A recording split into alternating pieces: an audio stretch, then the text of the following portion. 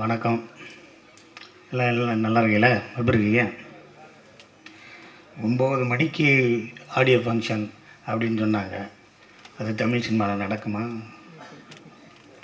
அப்படி கொஞ்சம் கொஞ்சம் சுகர் மாத்திரையெல்லாம் போட்டுட்டு 11 12 தான் நடக்கும்.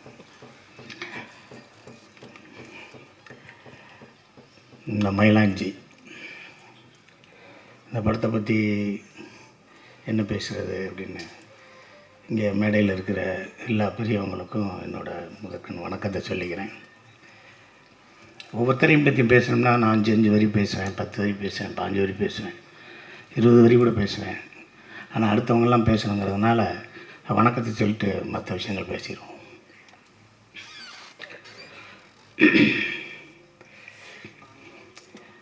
இது இந்த படத்தின் தயாரிப்பாளர்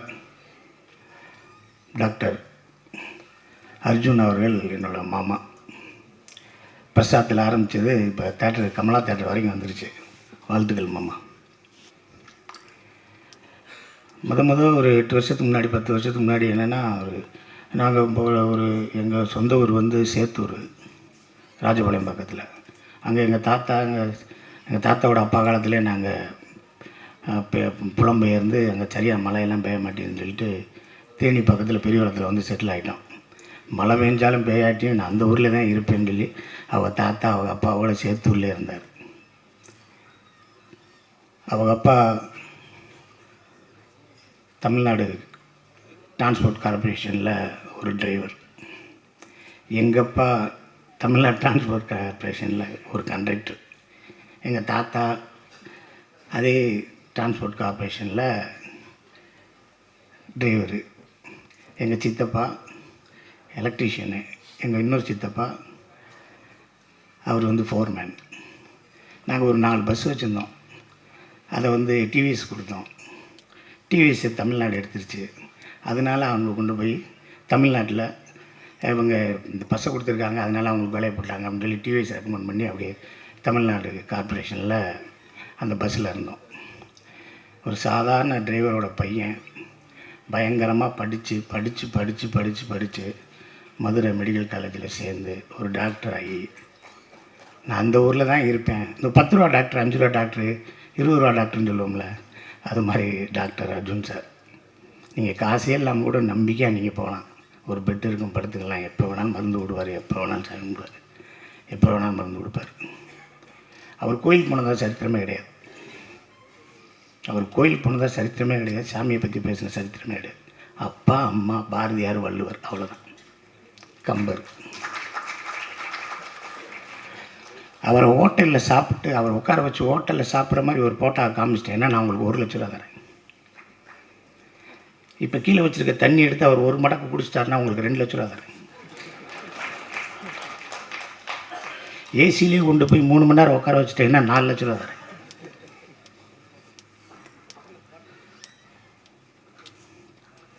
எதுவுமே சரி, ஒரு சாதாரண மனிதனை மாதிரி ஒரு சாதாரண மனிதனே கிடையாது.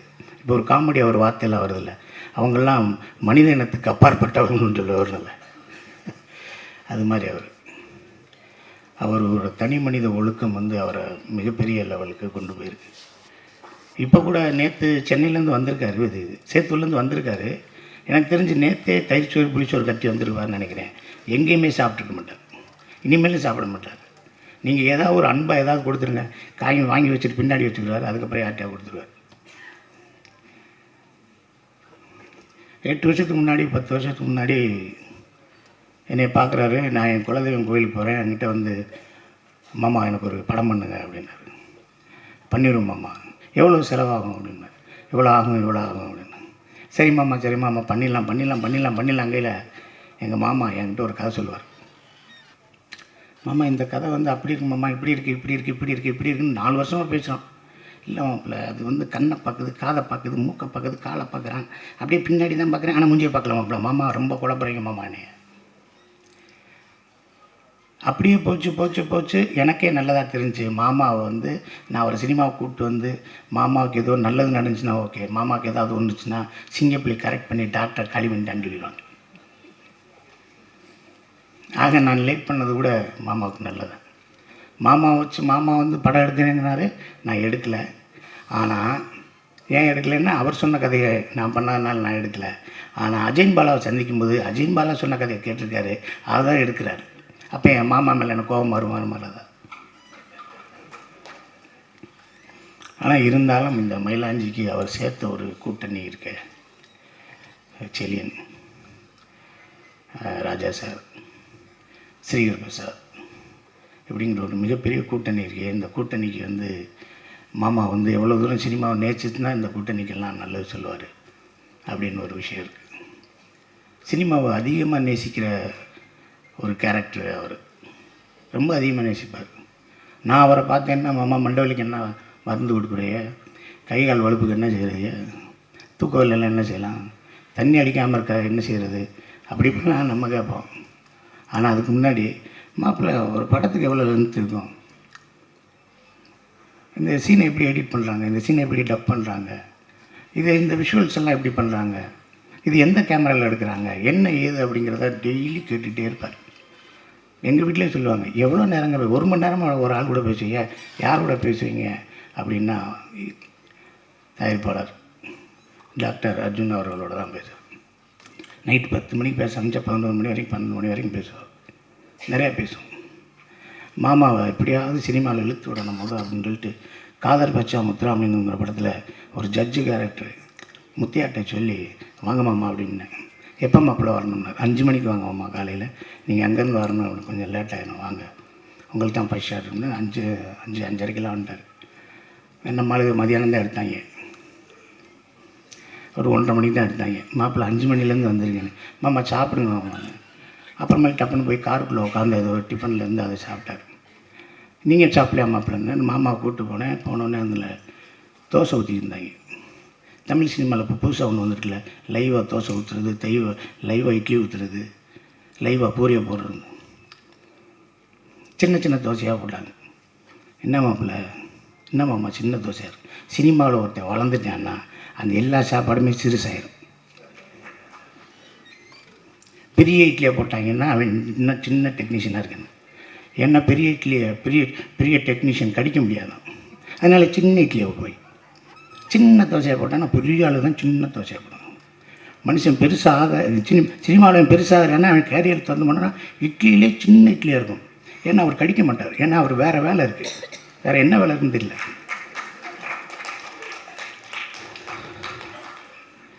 போனவுடனே தோசை ஊற்றிருந்தாங்க, ஒரு தோசை ஊற்றுங்கண்ணே, தோசை ஊற்றுனாங்க. அப்புறம் இன்னொரு லைட்மேன் வந்தார், அண்ணே ஒரு வெள்ளைக்கருவு மட்டும் ஊற்றி ஒரு தோசையை போடுங்கன்னாங்க.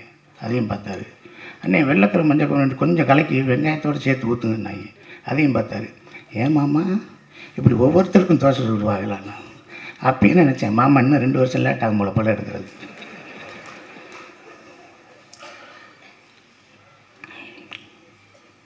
அப்புறம் எங்கள் மாமா வந்து 2 மணி நேரம் பேசுவார். மீட்டிங்லாம் பேசினாலும் 2 மணி நேரம் பேசுவார். என்னைய விவேக், சினேகனை, லிங்கசாமி சார் எல்லாத்தையும் கூப்பிட்டு கம்பர் திருவிழா, பாரதி திருவிழா, வள்ளுவர் திருவிழான்னு சொல்லி அடித்து நொறுக்குவார். ராஜபாளையம் சேத்தூர் விருதுநகரிலே கல்லைக்கு எடுப்பார். ஒரு 1.5 கிலோமீட்டருக்கு கொட்டடிச்சு இழுத்துட்டு போவார். டங்கடா டக்கடா டங்கடா டக்கடா டங்கடா டக்கடான்னு. மாமா வேர்க்குது மாமா, இருந்தாலும் பரவாயில்ல வாங்க மாப்பிள்ள அப்படின்னு சொல்லி இழுத்துட்டு போய் பெரிய மீட்டிங்கை போட்டு தாய் தந்தையர்களை பேச வச்சு அதை வச்சு இதை வச்சு MP MLA எல்லாம் கூப்பிட்டு பெருசாக பண்ணிடுவார். ஆனால் எங்கள் மாமாட்ட ஆரியாவை பார்த்து இன்னும் ரெண்டு தடவை வாய்தாக்கு வரலன்னு வச்சுக்க, உன்னை எதுக்கு உள்ளே வைப்பேன், உன்னை எதுக்கு உள்ளே வச்சுருவேன் தெரியுமா அப்படின்னு சொல்லணும். மாமா திணறி வேர்த்து விறுவிறுத்து தனியாக போய் அழுது கதவை போட்டி சிரித்து, மாப்பிள்ளை நான் இப்படியே கிளம்பிடுறேன், பைபாஸில் இந்த பக்கம் போயிடுறேன், இல்லை சர்வீஸ் ரோட்டில் ஏறலைன்னு சொல்லி அவரை சமாதானப்படுத்திப்பேன். இந்த படம் அவருக்கு வந்து எங்கள் செல்லியன் சார் சொன்ன மாதிரி அர்ஜுனன் பேர் 10 அர்ஜுனன் பேர் 10ங்கிற மாதிரி. மாமா எல்லா விஷயங்களுமே கஷ்டமான விஷயங்கள், எல்லாமே கஷ்டமான விஷயங்கள், எதுவுமே ஈஸி இல்லையா, உங்களுக்கு தெரியாதா? வந்தோடனே ஒரு ஆளுக்கு ஒரு ஊசி போட்டு எல்லாம் காமிச்சிங்க, கொஞ்சம் எரியா 4 நாள் எரியா, 2 ஊசியை போடியா, பேசாமல் எரியா, கைக்கால் கட்டுப்படியா, ஒரு நாள் கஞ்சி குடியா, ஒரு நாள் பார்லி அரிசி போடியா அப்படின்னு சொல்லித்தானே நீங்கள் சௌரியப்படுத்துனீங்க. அதே மாதிரி தான் மாமா நீங்கள் வந்து கொடுது வறுமை கொடுது, இளமையில் வறுமை கொடுதுன்னு ஒன்று இருக்குல்ல, அது மாதிரி நீங்கள் முதல் படத்துலேயே இவ்வளோ சிரமப்பட்டிருந்தாலும் அதை உங்களை மிகப்பெரிய பக்குவப்படுத்தும். இந்த உட்காந்துருக்கிற கங்கைமரன் சார் அவங்க படாத கஷ்டமா, இந்த என் சகோதரர் இருக்கார் மிஸ்கின் சார், அவர் படாத கஷ்டமா? அந்த ஐஏஎஸ் எல்லாம் அவர் எப்படி படித்தார்னே தெரியல. அவரை நீங்கள் எனக்கு அறிமுகப்படுத்தி வச்சுக்க. அவரை கொரோனா காலத்தில் நான் படுத்தின பாடு உங்களுக்கு தெரியுமா? அவர் படுத்தின பாடு தெரியுமா உங்களுக்கு? எவனோ ஒரு டிஜிபிட்ட என்னென்ன கேட்பான். நான் ஃபோன் பண்ணி கேட்டு, அர்ஜுனன் சார் மறுமையாக பேசுகிறேன் சிங்கப்பிள்ளின்னு, சொல்லுங்கள் என்ன செய்கிறீங்கண்ணே? அது கிடைக்குமாண்ணே? சாக்காயிட்டார். சிங்கப்பிள்ளையாக பேசுகிறது நானே தான். இந்த வாய்ஸை கூட ரெக்கார்ட் பண்ணி வீட்டுக்கு அனுப்புங்க, அவர் வாய்ஸான்னு செக் பண்ணிக்கோங்கண்ணா. என்னை சென்னையில் வேலை பார்க்க விடுங்க, காவல்துறையில் லாண்ட் ஆர்டரில் இருக்கேன்னாரு. அவரை விடவே இல்லையா? என் நம்பரை பிளாக் பண்ணுற வரைக்கும் அவரை டிஸ்டர்ப் பண்ணி படித்து எடுத்து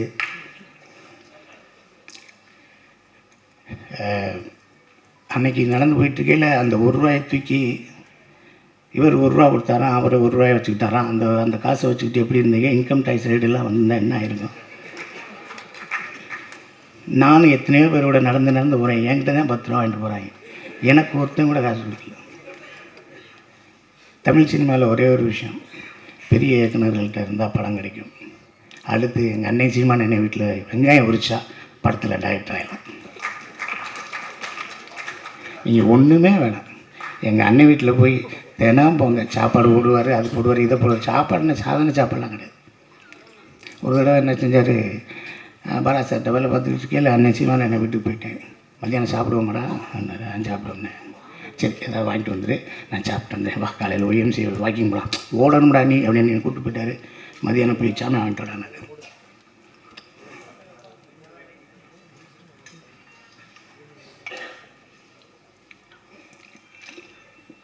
நான் போய் கடைக்கு போய் 1 கிலோ அரிசி, ஒரு 2 ₹10 பாக்கெட்டு தயிர் பாக்கெட்டு, ஒரு 4 முட்டை, ஒரு 1/4 கிலோ வெங்காயம், ஒரு 200 சிக்கன் வாங்கிட்டு வந்து அன்னை சமைக்கலாம்னு.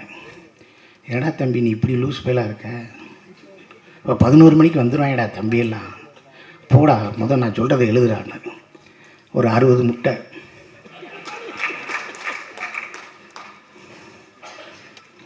6 கிலோ கோழிக்கறி, 4 கிலோ மட்டனு, அந்த இது மாதிரி இருக்கும்டா, வறுகரிசி மாதிரி இருக்கும்டா, அது 2 கிலோ வாங்கடா. சின்ன வெங்காயம் ஒரு 5 கிலோ வாங்கடா. பச்சை மிளகா வாங்கடா. இல்லை 3 லிட்டர் தயிரை வாங்கடா. அந்த பொம்பளை பிள்ளைகிட்ட சொல்லி ஒரு 30 பேர் சாப்பிட்ற மாதிரி ரசம் வைக்க சொல்கிறா. இல்லை அவனுக்கு ரசம் தானே பிடிக்கும், சாப்பிட மாட்டான்டா. இந்த கொஞ்சம் போல் பழைய சோறு தான் தனியாக வைக்க சொல்கிறா, அந்த தயிரை தனியாக வைக்க சொல்கிறா, அந்த மோர் வெங்காயத்தை வைக்க சொல்கிறா. சின்ன வெங்காயம் நிறைய பேர் சாப்பிடுவாங்கடா. இது இல்லாமல் 60 முட்டையை அவனை வைக்க வைடா பார்த்தாதுரா பாடுறா அப்படின்னா.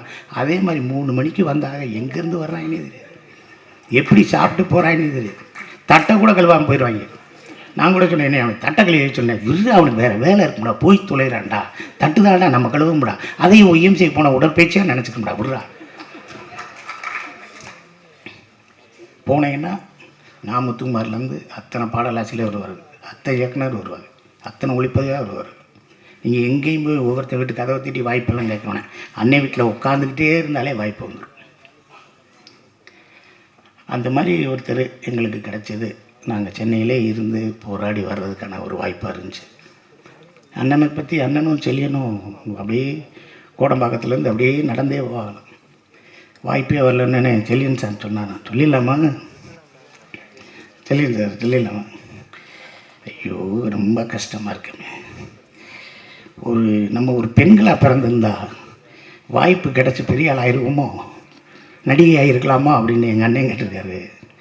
அதுக்கு செல்லியன் இருக்கும் அப்படின்னானா. அதுக்கு எங்கள் அண்ணன் சொல்லியிருக்காரு, நீங்கள்லாம் பெண்ணாக பிறந்தா செவப்பாக பிறந்துடுவேன், நல்லா பிறந்திருந்தேன் கருப்பாக பிறந்துடுவேன், அப்போயும் எனக்கு பிரச்சனைண்டா அப்படின்னு.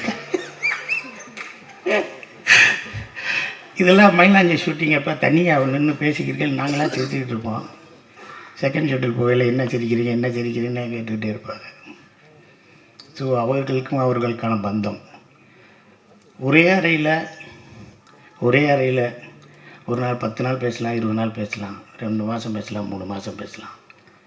4 வருஷம் 5 வருஷம் 6 வருஷம் பேச முடியுமா? எங்கள் அண்ணன் சீமான் அண்ணன், Chelian sir, director Bala sir, Arthur Wilson, Jeyamohan, Ramakrishnan, இப்படியே உட்காந்து பேசிக்கிட்டே இருப்போம். 100 படம் பார்த்து ஒரு நல்ல படம் எடுக்க முடியாது. ஒரு படத்தை 100 தடவை பார்க்கணும்டான்னு எங்கள் அண்ணன் தான் சொல்லுவார். ஓடுன ஒரு நல்ல படத்தை 100 தடவை பாடுறா, நல்ல படத்தை பாடுறா. இங்கே அந்த ஃபெஸ்டிவல் போகிறது, அந்த ஃபெஸ்டிவல் தூக்கி எறியல, ஒரு படம் பாடுறா. உலகத்தில் சத்யஜித், ஜேம்ஸ் காமரூன், அவன் இவெல்லாம் சொல்லாதடா. இந்த பக்கத்தில் உட்காந்துருக்கேன்டா தம்பி பாலா பேரை சொல்கிறா, பாலுமேந்திர சார் பேரை சொல்கிறா, பீம்சிங் பேரை சொல்கிறா, பால் நீலகண்டன் பேரை சொல்கிறா, இல்லை டைரக்டடா பெரிய டைரக்டடா எம்ஜிஆர் பேரை சொல்கிறா. அப்படி தான் சொல்லுவார். அது போட்டதுக்குரிய இத்தனை பேர் இருக்காங்க. கங்கையரமன் சார் என் படத்தில், ரெட்டு படத்தில், அஜித் படத்தில் நடிக்க சொல்லி அவர்கிட்ட போய் கேட்டேன். அவர் நான் ஆஃபீஸ்க்கே வரேன்ப்பா அப்படின்னாரு. ஆஃபீஸில் வந்தேன், கதையெல்லாம் சொன்னேன். எப்படிப்பா நான் பண்ணிடுவேண்ணா வச்சுருவேண்ணா அப்படின்னாரு. நீங்கள் பண்ணாலும் பண்ணாட்டியும் உங்களை பண்ண வச்சுருவேன் சார்னு. அது ஏதோ டேட்டு பிரச்சனை, அதனால் பண்ண முடியாமல் போச்சு. எங்கள் அண்ணன் சாரி என் சகோதரன், என் மூத்தவர், மதிப்புக்குரிய போற்றுதலுக்குரிய மிஸ்கின் சார், நான் 12 மணிக்கு ஐ லவ் யூ சொல்கிற ஒரே ஆள் அவர் தான்.